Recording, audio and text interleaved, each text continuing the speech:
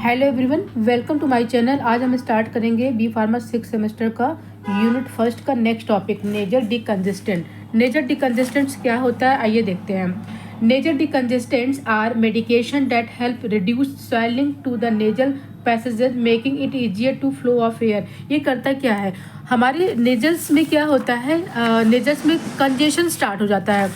ये आपके नेजल में क्या है, कंजेशन स्टार्ट हो जाता है। यहाँ पे ये कंजेशन स्टार्ट कैसे होता है, अगर कोई फॉरेन पार्टिकल्स एलर्जेंस आके, और एलर्जी क्या होता है, इसके अंदर एक इसके एयरवेज के अंदर क्या होता है, स्वेलिंग कॉज कर देता है। स्वेलिंग कॉज होने की वजह से क्या होता है, इसकी जो वॉल होती है बहुत ज़्यादा थिक हो जाती है, और थिक होने की वजह से क्या होता है, एयर यहाँ से प्रॉपर पास नहीं हो पाता है, जिसकी वजह से कंजेशन हो जाता है। इस कंजेशन को रोकने के लिए हमें क्या करना होता है, नेजल डिकंजेस्टेंट्स का यूज करना होता है। They are use to relieve a blockage और stuffy nose cause by the cold, allergies और साइनस इन्फेक्शन। अब आपका जो नोज में कंजेशन स्टार्ट होगा, किसकी वजह से हो रहा है, एलर्जीज या कोल्ड एलर्जीज या फिर साइनस इन्फेक्शंस की वजह से, जिसकी वजह से आपका जो एरिया होता है नोज का वो स्टफी हो जाता है और वो ब्लॉक्ड हो जाता है। उसको रिलीव करने के लिए हम नेजल डिकंजेस्टेंट्स का यूज करते हैं। They work by narrowing the blood vessels. ठीक है, ये क्या करता है, जो आपके ब्लड वेसल्स जो नैरो हो गई है उस पर काम करता है इन द नेजल पैसेज और tissues which reduce inflammation and mucus production. Next आपका है इसी में नेजल। अब बात करेंगे नेजल कंजेशन क्या होता है। तो nasal congestion is the blockage of the nasal passage due to inflammation, swelling और excess mucus often caused by cold, allergies और infections, sinusitis, flu etcetera. It is obstruction of flow of air nose, जिसकी वजह से क्या होता है, आपके knows में एयर का फ्लो बंद हो जाता है। आइए देखते हैं पैथोफिजियोलॉजी ऑफ नेजल कंजेशन, कैसे हो रहा है नेजल कंजेशन। तो वेरियस फैक्टर्स हो सकते हैं, जैसे एलर्जेंस है, इन्फेक्शन है या फ्लो। ये क्या करता है, नेजल पैसेज पे क्या एंटर करता है। जैसे ही एंटर करेगा तो आपके नेजल पैसेज का जो ये म्यूकोसा होता है वो डायलेट हो जाएगा। जब डायलेट होगा तो वहाँ पे जो इन्फ्लामेटरी मीडिएटर्स है, जैसे आपका हिस्टामिन है और साइटोकाइंस है, वो रिलीज करेगा। वो वहाँ से रिलीज होना शुरू हो जाएगा। जब रिलीज होना शुरू हो जाएगा तो आपका जो नेजल म्यूकोसा है वो स्वेल कर जाएगा, वो थोड़ी सी थिकनिंग कंडीशंस में आ जाएंगी। जब ये कंडीशन यहाँ पे कॉज होगा तो होगा क्या, जो आपका नेजल पैसेज है वो क्या हो जाएगा, नैरो हो जाएगा। मतलब ये इस फॉर्म में था, फिर ये हो जाएगा इस फॉर्म में, नैरो हो जाएगा। It disturb the function of सीलिया, जिसकी वजह से क्या होता है, जो सीलिया पाया जाता है यहाँ पे उसमें डिस्ट्रप्शन आ जाता है, वो प्रॉपर काम नहीं कर पाता है, और आपका जो म्यूकस है वो भी क्या करता है, उसको हार्ड बना देता है।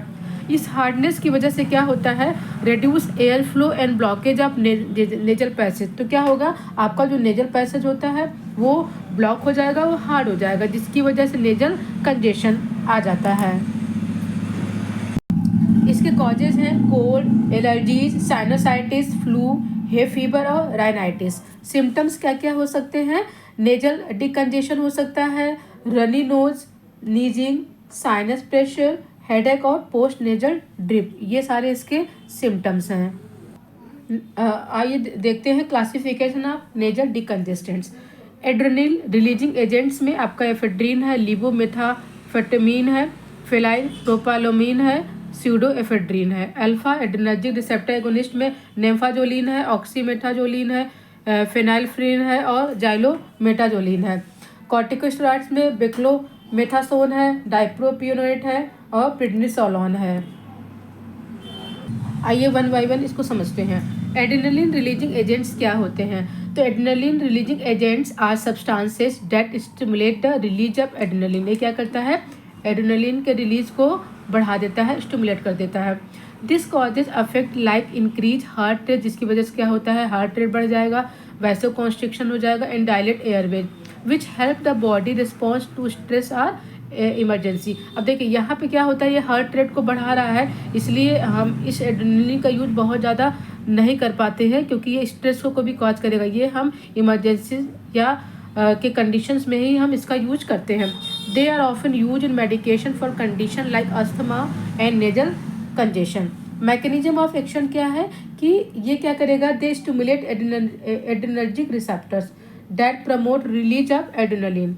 फिर क्या होगा, adrenaline bind to alpha 1 receptors on smooth muscles and nasal passage, it leads to constriction reducing flow of blood in nasal passage or nasal mucosa, then decrease the inflammation and congestion in nasal passage, then क्या हो जाएगा, improve हो जाएगा आपका air flow और nasal डिकंजेशन form में आ जाएगा। इसकी फार्माकोकाइनेटिक्स क्या है, ये जो ड्रग होती है इसका एब्जॉर्प्शन रैपिडली होगा थ्रू म्यूकोजल मेम्ब्रेन या स्किन के माध्यम से। इसका जो डिस्ट्रीब्यूशन होगा, distributed widely distributed in tissues specially the cardiovascular system. Metabolism की बात करते हैं तो metabolize mainly will enzyme like COMT and MAO in the liver and tissues. Excretion क्या है, excreted through urine as metabolize. Therapeutic uses में क्या है, थेरापेटिक यूज इसका है नेजल डिकंजेशन में, ब्रोंकोडाइलेशन में, एनाफाइलेक्सिस में, हाइपोटेंशन में, अस्थमा में और वैसोकॉन्स्ट्रिक्शन में। एडवर्स इफेक्ट क्या है, इसका एडवर्स इफेक्ट है हाइपरटेंशन, ट्रीमर्स, टैकीकार्डिया मतलब हार्ट रेट बढ़ जाएगा, इंसोम्निया और डिजीनेस में इसका हम ये इसके एडवर्स इफेक्ट हैं। अब हम बात करेंगे अल्फा 1 एड्रेनर्जिक रिसेप्टर एगोनिस्ट की। तो alpha 1 adrenergic receptor agonist are drug that stimulate alpha 1 receptor on blood vessels and other tissues. When these receptors are activated, they cause blood vessels to narrow. This effect can reduce swelling, especially in nasal passage. Mechanism of action क्या है इसका, ये क्या करेगा, bind करेगा alpha adrenergic receptor से on smooth muscle cells on the blood vessels in nasal mucosa and it leads to vasoconstriction and reduced blood flow, then reduce the fluid accumulation in nasal passage and decrease the congestion of nasal passage. Pharmacokinetics में क्या है, rapidly absorb after nasal और oral administration, distribution widely distributed in tissues including nasal mucosa. Metabolism इसका primary metabolize in liver, excretion इसका excreted mainly through in urine. जितने भी drug यहाँ पे हम पढ़ा रहे हैं उसमें आप फार्माकोकाइनेटिक्स जरूर इंक्लूड करिएगा, क्योंकि कॉलेज में फार्माकोकाइनेटिक्स जरूर इंक्लूड करना पड़ता है। थेरापेटिक यूज में आपका nasal decongestion, hypotension, mydriasis, shock and hemorrhoids.